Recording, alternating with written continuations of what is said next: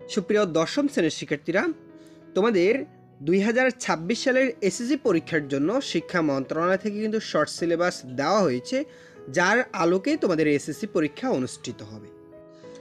তো এক্ষেত্রে প্রথমে আমি তোমাদের উচ্চতর গণিত অর্থাৎ সায়েন্সের যে সাবজেক্টটি, সেই সাবজেক্টটির প্রথমে সিলেবাসটি দেখিয়ে দিচ্ছি। তারপরে তোমাদের যে অধ্যায়গুলো কমিয়ে নির্দিষ্ট যে অধ্যায়গুলো দেওয়া হয়েছে সেগুলো তোমাদেরকে দেখিয়ে দেব। শিক্ষার্থীরা, তোমাদের এই সাবজেক্টের তথ্য অর্থাৎ লিখিত কিন্তু 75-এর পরীক্ষা হবে, ঠিক আছে। বাকি হচ্ছে তোমাদের ব্যবহারিক 25 নম্বরের, অর্থাৎ 25 নম্বরে কিন্তু তোমাদের ব্যবহারিক পরীক্ষা হবে। আচ্ছা, এখন এই যে 75 তোমাদের যে লিখিত, সেটার দিকে তোমরা প্রকাশ করো। এই যে 75-এর লিখিত পরীক্ষার মধ্যে 40 নম্বর হবে তোমাদের সৃজনশীল প্রশ্ন, আর সংক্ষিপ্ত প্রশ্ন থাকবে 10 নম্বর, এবং বহু নির্বাচনী প্রশ্ন থাকবে 25 নম্বর। টোটাল এখানে 75 নম্বর। আচ্ছা, সৃজনশীল কয়টা লিখতে হবে?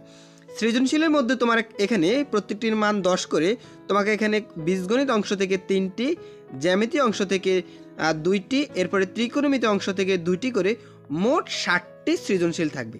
আচ্ছা, 60টা সৃজনশীল থাকবে। এই 60টা সৃজনশীল থেকে তোমাকে 4টা সৃজনশীল প্রশ্নের অ্যান্সার করতে হবে। কত নাম্বার? 40 নাম্বার। আর যেহেতু সৃজনশীল প্রশ্নের জন্য কত নাম্বার? 40 নাম্বার। আর সংক্ষিপ্ত প্রশ্ন থাকবে, দেখো সংক্ষিপ্ত প্রশ্ন থাকবে কয়টি? 60টি। সংক্ষিপ্ত প্রশ্ন থাকবে 60টি। এক্ষেত্রে সংক্ষিপ্ত প্রশ্ন 60টি থেকে তোমাকে 5টি সংক্ষিপ্ত প্রশ্নের অ্যান্সার করতে হবে। একটাতে 2 করে 5 দুগুণে 10 নাম্বার, ঠিক আছে। তাহলে এখানে সৃজনশীলে হলো 40 আর সংক্ষিপ্ত প্রশ্নে হলো কত? 10 নাম্বার, ঠিক আছে। আর তোমাদের বাকি যে 25 নাম্বার, সেটা হলো তোমাদের বহু নির্বাচনী প্রশ্ন, এবং বহু নির্বাচনী প্রশ্ন কত? 25। তাহলে দেখা যাচ্ছে। আচ্ছা, এখন আমরা এই যে উচ্চতর গণিত, এই সাবজেক্টের জন্য কি সবগুলো অধ্যায় পড়বো, না যে নির্দিষ্ট অধ্যায়গুলো আমাদেরকে নির্দিষ্ট করে দেওয়া হয়েছে আমরা সেই অধ্যায়গুলো পড়বো, ঠিক আছে।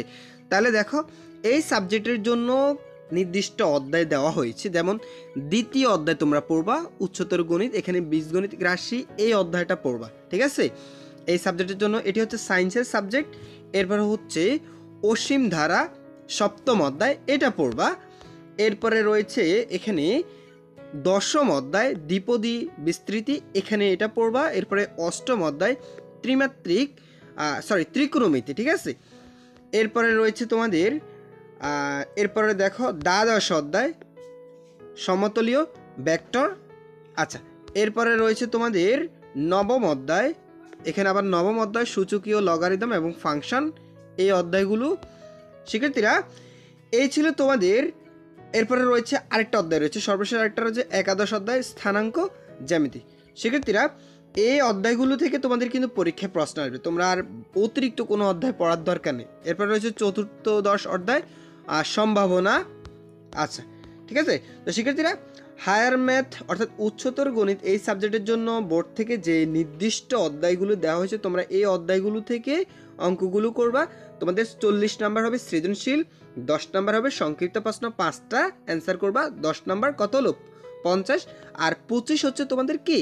এমসিকিউ অর্থাৎ বহু নির্বাচনী প্রশ্ন। টোটাল হবে লিখিত তোমাদের 75। আর বাকি যে 25 নাম্বার, সেটা হবে তোমাদের ব্যবহারিক। সেটা তোমরা স্যারদের সাথে সিস্টেম করে এটা নিয়ে নিবা, ঠিক আছে। ওকে, এই ছিল তোমাদের সম্পূর্ণ সিলেবাসটি। শিক্ষার্থীরা, অন্যান্য সাবজেক্টগুলোর সিলেবাস প্রথম কমেন্টে অথবা ডিসক্রিপশনে দেওয়া থাকবে, সেখান থেকে অন্যান্য সাবজেক্টগুলোর সিলেবাসটি তোমরা দেখে নিও। শিক্ষার্থীরা, কোনো কিছু জানার থাকলে অবশ্যই কমেন্ট করে জানিয়ে দিও। ধন্যবাদ সবাই।